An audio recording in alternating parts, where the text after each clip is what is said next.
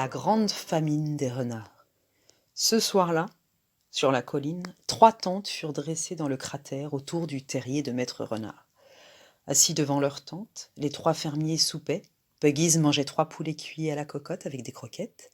Buns 6 beignets fourrés d'une infâme bouillie de foie d'oie. Et Bean buvait 8 litres de cidre. Tous les 3 avaient leur fusil à côté d'eux. Buggies prit un poulet fumant et l'approcha du terrier. « Maître Renard !» hurla-t-il. « Est-ce que tu sens ce tendre, ce succulent poulet ? Pourquoi ne viens-tu pas le chercher ?» L'appétissant fumée de poulet descendit jusqu'à l'endroit du tunnel où étaient blottis les renards. « Oh, papa !» dit l'un des renardeaux, « si on sortait vite les prendre !»« Tu n'y penses pas ?» dit Dame Renard. « C'est exactement ce qu'ils souhaitent. »« Mais nous avons tellement faim !» s'écrièrent les renardeaux. « Quand aurons-nous quelque chose à grignoter ?» Leur mère ne répondit pas, leur père non plus. Il n'y avait rien à répondre. À la tombée de la nuit, Buns et Bean allumèrent les phares de 2 pelleteuses et éclairèrent le trou. « Maintenant, dit Bean, nous allons veiller à tour de rôle. L'un veillera pendant que les 2 autres dormiront, et ainsi de suite pendant toute la nuit. » Buggies demanda. « Et si le renard creuse un trou dans la colline et sort par un autre côté ? Tu n'y avais pas pensé du tout. »« Alors vas-y, donne-nous la solution, dit Buggies. » Bean sortit une petite saleté de son oreille et la jeta d'une chiquenaude. « Combien d'hommes travaillent à ta ferme ?» demanda-t-il. « 35, répondit Buggies. « J'en ai 36, ajouta Buns. « Et moi 37, dit Bean. « Ça fait 108 en tout. Ordonnons-leur d'entourer la colline. Chacun aura un fusil et une torche électrique. Ainsi, pas moyen de s'enfuir pour Maître Renard. » Les ordres arrivèrent donc aux fermes, et cette nuit-là, 108 hommes encerclèrent étroitement le bas de la colline. Ils étaient armés de bâtons, de fusils, de hachettes, de pistolets et de toutes sortes d'armes épouvantables. Cela rendait toute fuite pratiquement impossible pour un renard, et bien sûr pour tout autre animal. Le lendemain, ils continuèrent à surveiller et à attendre. Buggies, Buns et Bean étaient assis sur de petits tabourets, les yeux fixés sur leur terrier, leurs fusils sur les genoux. Ils ne parlaient pas beaucoup.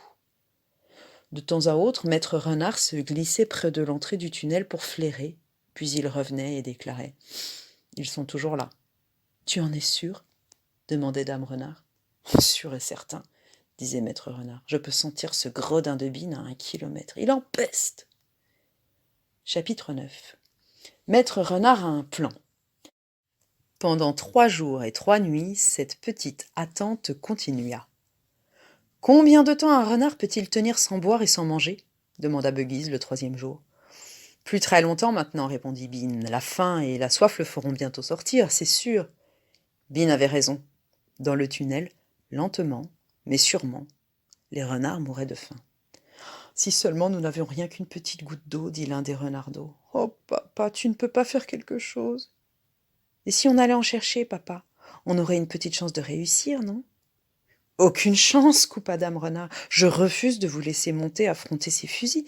Je préfère que vous mouriez tranquillement ici. » Maître Renard n'avait pas parlé depuis longtemps. Assis, tout à fait immobile, les yeux fermés, il n'écoutait même pas ce que disaient les autres. Dame Renard savait qu'il essayait désespérément de trouver une solution. Et à présent, voilà qu'elle le voyait se remuer et se mettre lentement sur ses pattes. Une petite flamme dansait dans ses yeux. « Qu'y a-t-il, mon ami ?» demanda-t-elle vivement. « Je viens juste d'avoir une petite idée, » répondit prudemment Maître Renard. « Quoi, papa ?» s'écrièrent les renardeaux. « Oh, quoi ?»« Allons, fit Dame Renard, dis-nous vite !»« Eh bien, dit Maître Renard. » Puis il s'arrêta, soupira, secoua tristement la tête et se rassit. « Elle n'est pas bonne, dit-il, ça ne marchera jamais. »« Et pourquoi, papa ?»« Parce qu'il faudrait creuser davantage et aucun de nous n'est assez fort pour cela. Après 3 jours et 3 nuits sans manger... »« Si, papa, nous sommes assez forts !» s'écrièrent les renardeaux. Maître Renard regarda les 4 renardeaux. Il sourit. « Comme j'ai de braves enfants, songea-t-il. Ils n'ont rien mangé depuis 3 jours et ils ne veulent toujours pas s'avouer vaincus. Je ne dois pas les décevoir. »« Eh bien, nous pourrions essayer, dit-il. »« Allons-y, papa, dis-nous ce que tu veux qu'on fasse. » Lentement, Dame Renard se mit sur ses pattes. Plus que les autres, elle souffrait de faim et de soif et elle était très affaiblie. Je suis désolée, dit-elle, mais je ne crois pas que je vous aiderai beaucoup. Reste là, ma chérie, dit maître Renard. Nous pouvons nous débrouiller tout seuls. Chapitre 10. Le poulailler numéro 1 de Buggies. Cette fois, nous devons creuser dans une direction bien précise, dit maître Renard, en indiquant un endroit sur le côté et vers le bas. Ses 4 enfants et lui se remirent donc à creuser. Ils travaillaient maintenant beaucoup plus lentement, mais avec plein de courage, et petit à petit le tunnel commença à s'agrandir. « Papa, j'aimerais que tu nous dises où nous allons, » dit l'un des enfants. « Je n'ose pas, » dit maître Renard, « parce que le lieu que j'espère atteindre est si merveilleux que vous deviendriez fou d'excitation si je vous le décrivais. Alors, si nous le manquions, ce qui est fort possible, vous seriez horriblement déçus. Je ne veux pas vous donner trop d'espoir, mes enfants. » Pendant longtemps, ils continuèrent à creuser. Combien de temps cela dura, ils ne le savaient pas, car dans ce tunnel sombre, il n'y avait ni jour ni nuit. Mais à la fin, maître Renard donna l'ordre d'arrêter. « Je crois que nous ferions mieux de jeter un coup d'œil au-dessus maintenant, pour voir où nous sommes. Je sais où je voudrais me trouver, mais de là à affirmer que nous en sommes prêts. » Lentement, péniblement, les renards se mirent à creuser le tunnel vers la surface. Cela montait, montait. Soudain, au-dessus de leur tête, ils rencontrèrent quelque chose de dur. Ils ne pouvaient aller plus loin. Maître Renard se redressa pour voir ce que c'était. « C'est du bois, » chuchota-t-il. « Des planches en bois. »« Qu'est-ce que ça veut dire, papa ?»« Ça veut dire, » murmura maître Renard, « à moins que je ne me trompe complètement, que l'on est juste sous la maison de quelqu'un. Restez tranquille pendant que je jette un coup d'œil. » Prudemment, maître Renard se mit à pousser une des planches. Elle craqua de façon épouvantable et tous se baissèrent, s'attendant à quelque catastrophe. Rien n'arriva. Alors maître Renard poussa une autre planche, et puis très très prudemment il passa la tête dans l'ouverture. Il laissa échapper un cri d'enthousiasme. « J'ai réussi !» hurlait-il. « Du premier coup, j'ai réussi, j'ai réussi !» Il se glissa à travers l'ouverture du plancher et se mit à trépigner et à danser de joie. « Venez !» cria-t-il. « Venez voir où vous êtes, mes enfants ! Quel spectacle pour un renard affamé ! Alléluia ! Hurrah ! Hurrah !» Les 4 renardeaux se hissèrent du tunnel et quel merveilleux spectacle s'étalait à présent sous leurs yeux. Ils se trouvaient dans un grand hangar et le lieu entier regorgeait de poulets. Il y en avait des blancs, des bruns, des noirs par milliers. « Le poulailler numéro 1 de Buggies, » dit maître Renard. « Exactement là où je voulais aller. J'ai tapé droit dans le mille, du premier coup. N'est-ce pas fantastique ? Qu'est-ce que je suis malin !» Les renardeaux étaient fous d'enthousiasme. Ils se mirent à courir dans tous les sens en poursuivant les stupides volailles. « Attendez !» ordonna maître Renard. « Ne perdez pas la tête. Reculez, calmez-vous. Agissons comme il faut. Avant toute chose, allons boire. » Tous coururent vers l'abreuvoir des poulets et avalèrent la délicieuse eau fraîche. Puis maître Renard choisit 3 poules des plus grasses et d'un petit coup de mâchoire, il les tua en un clin d'œil. « De retour au tunnel !» commanda-t-il. « Allons, pas de bêtises. Plus vite on partira, plus vite on mangera. » Les uns après les autres, ils se coulèrent dans l'ouverture du plancher et bientôt ils se retrouvèrent dans le tunnel sombre. Maître Renard remit très soigneusement les planches à leur place et le fit avec grand soin de telle façon que personne ne puisse voir qu'on les avait déplacées. « Mon fils, dit-il en donnant les 3 poules grasses au plus grand des 4 renardeaux, cours rejoindre ta mère, dis-lui de préparer un festin. Dis-lui que nous serons de retour en un clin d'œil, dès que nous aurons fini quelques autres petits préparatifs. » Chapitre 11. Une surprise pour Dame Renard. Le renardeau courut le long du tunnel avec les 3 poules grasses de toute la vitesse de ses 4 pattes. Il était fou de joie. « Quand maman verra ça, songeait-il. » La route était longue, mais il ne s'arrêta pas une seule fois et il arriva en courant vers Dame Renard. « Maman !» s'écria-t-il à bout de souffle. « Regarde, maman, réveille-toi et regarde ce que je t'apporte. » Dame Renard, plus affaiblie que jamais par la faim, ouvrit un œil et vit les poules. « Je rêve, » murmura-t-elle, et elle referma l'œil. « Tu ne rêves pas, maman, ce sont de vraies poules, nous sommes sauvés, nous ne mourrons pas de faim. » Dame Renard ouvrit les grands yeux, se redressa vite. « Mais, mon cher petit, » s'exclama-t-elle, « où diable Au poulailler numéro 1 de Buggies, bredouilla le renardeau. Nous avons creusé un tunnel qui aboutit exactement dessous. Si tu voyais toutes ces belles poules grasses. Et papa a dit de préparer un festin. Il sera bientôt de retour. La vue de la nourriture sembla redonner des forces à Dame Renard. Oui, préparons un festin, dit-elle en se levant. Ton père est vraiment fantastique. Dépêche-toi, mon petit, et commence à plumer ces poules. Au loin, dans le tunnel, ce fantastique maître renard disait « Seconde étape, mes enfants, celle-ci sera un jeu d'enfant. Tout ce que nous avons à faire est de creuser un petit tunnel de là à là. » « Jusqu'où, papa ?» ?»« Ne posez pas tant de questions, creusez. » Chapitre 12. Blaireau. Maître Renard et ses 3 autres renardeaux creusaient vite et droit. Ils étaient trop excités pour sentir la faim ou la fatigue. Ils savaient que sous peu, ils feraient un magnifique festin, et justement avec les poulets de Buggies. Là-bas, sur la colline, le gros fermier attendait qu'ils meurent de faim. Il était bien loin de se douter qu'il leur fournissait à manger. Rien que d'y penser, il se tordait de rire. « Continuez à creuser, dit Maître Renard, ce n'est pas très loin. » Tout à coup, une voix grave dit au-dessus d'eux. « Qui va là ?» Les renardeaux sursautèrent, ils levèrent les yeux et virent un long museau noir, pointu et poilu, épillant à travers un petit trou du plafond. « Blaireau !» s'écria Maître Renard. « Ce vieux renard !» s'exclama Blaireau. « Mon Dieu, que je suis content d'avoir enfin trouvé quelqu'un. Je creuse en rond depuis 3 jours et 3 nuits et je n'ai pas la moindre idée de l'endroit où je me trouve. » Blaireau élargit le trou du plafond et se laissa tomber à côté des renards. Petit Blaireau, son fils, se laissa tomber à son tour. « Tu n'es pas au courant de ce qui se passe sur la colline ?» dit Blaireau tout excité. « Le chaos ! La moitié de la forêt a disparu et il y a des hommes armés de fusils dans tout le pays. Aucun de nous ne peut sortir, même la nuit. Nous allons tous mourir de faim. »« Qui, nous ?» demanda Maître Renard. « Nous, les animaux fouisseurs, moi, taupes, lapins, nos femmes et nos enfants. Même Belette est obligée de se cacher dans mon trou avec son épouse et ses 6 petits. Que diable allons-nous faire, hein, mon vieux renard? Je crois que c'en est fini de nous. » Maître Renard regarda ses enfants et il sourit. Les enfants lui rendirent son sourire d'un air complice. « Mon cher vieux Blaireau, dit-il, tout ça, c'est de ma faute. »« Je sais que c'est de ta faute, dit Blaireau d'un ton furibond. Et les fermiers n'abandonneront pas tant qu'ils ne t'auront pas pris.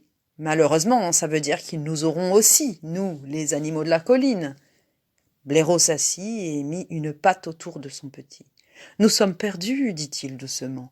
Là-haut, ma pauvre épouse est si faible qu'elle ne peut plus creuser 1 mètre. »« La mienne non plus, dit Maître Renard. Et pourtant, à l'instant même, elle prépare pour moi, mes enfants, le plus succulent festin de poulet dodu et juteux. »« Arrête !» hurla Blaireau. « Ne me fais pas enrager, je ne peux pas le supporter. »« C'est vrai ?» s'écrièrent les renardeaux. « Papa ne plaisante pas, nous avons des poulets à foison. » « Et puisque tout est entièrement de ma faute, dit Maître Renard, je t'invite à partager le festin. J'invite tout le monde, toi, taupe, lapin, belette, vos femmes et vos enfants. Il y aura plein à manger pour tous, je peux te l'assurer. »« Sérieusement ?» s'écria Blaireau. « Tu parles vraiment sérieusement ?» Maître Renard approcha son museau de celui de Blaireau et chuchota d'un air mystérieux. « Sais-tu d'où nous venons ?»« D'où ? » ?»« Du poulailler numéro 1 de Buggies. »« Non !»« Si, mais ce n'est rien à côté de là où nous allons maintenant. » « Tu es venu au bon moment, mon cher Blaireau. Tu peux nous aider à creuser. Et pendant ce temps, ton petit n'a qu'à courir rejoindre Dame Blaireau et tous les autres pour répandre la bonne nouvelle. » Maître Renard se tourna vers Petit Blaireau. « Dis-leur qu'ils sont invités au festin de renard. Et puis, fais-les tous descendre ici et suivez ce tunnel jusqu'à mon logis. »« Oui, Maître Renard, dit Petit Blaireau.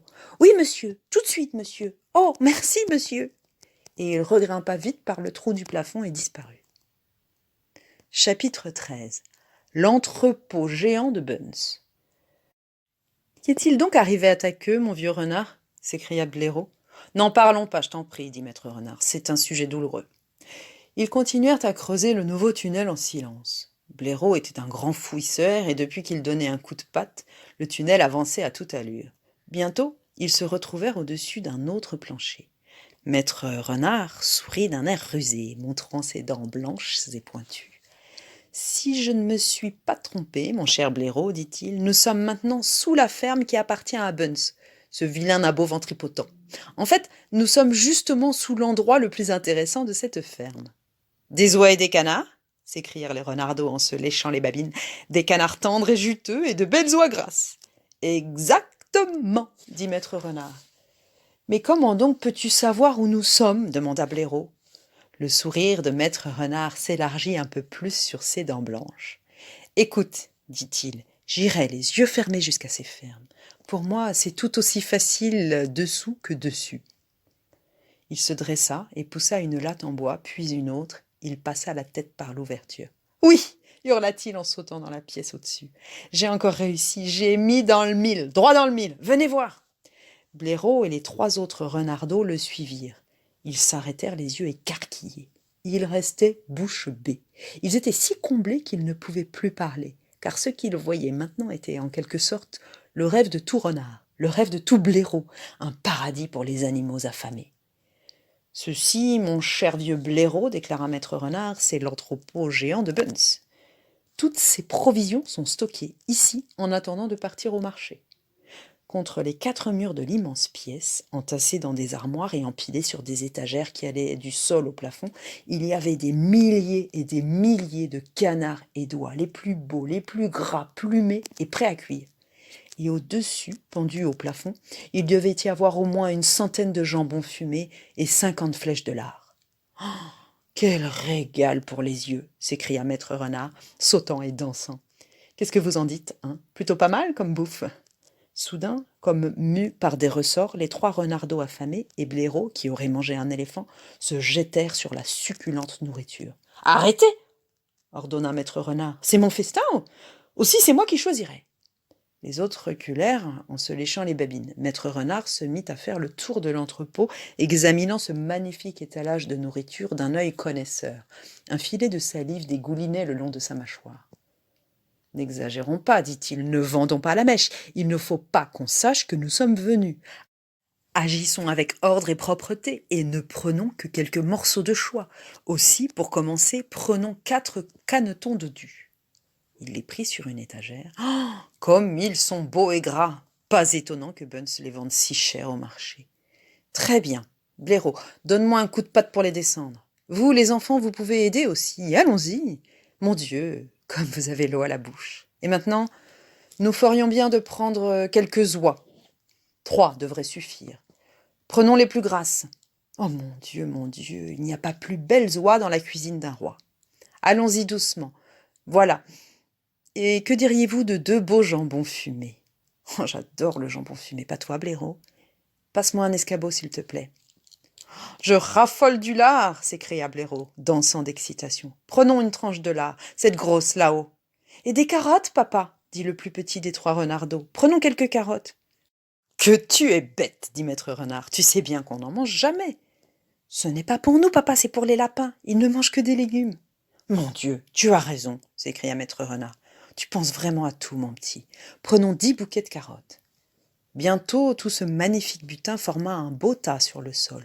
Les renardeaux étaient accroupis à côté, la truffe frémissante, les yeux brillants comme des étoiles. « Et maintenant, dit maître renard, nous allons emprunter à notre ami Buns 2 de ces charrettes dans le coin. Elles nous seront bien utiles. » Blaireau et lui allèrent chercher les charrettes et chargèrent les oies, les canards, les jambons et le lard. Ils les firent descendre par le trou du plancher, ils s'y glissèrent à leur tour. Dans le tunnel, maître renard remit les lattes du plancher à leur place. Ainsi, personne ne pourrait voir qu'on les avait déplacées. « Mes enfants, dit-il en désignant 2 des 3 renardeaux, prenez chacun une charrette et courez rejoindre votre mère, de toute la vitesse de vos 4 pattes. Dites-lui combien je l'aime. Dites-lui que nous avons invité à dîner les familles Blaireau, Taupe, Lapin et Belette, que ce doit être vraiment un festin grandiose et que nous reviendrons au logis dès que nous aurons fini un autre petit travail. « Oui, papa, tout de suite, papa, répondirent-ils. Ils saisirent chacun un chariot et foncèrent dans le tunnel.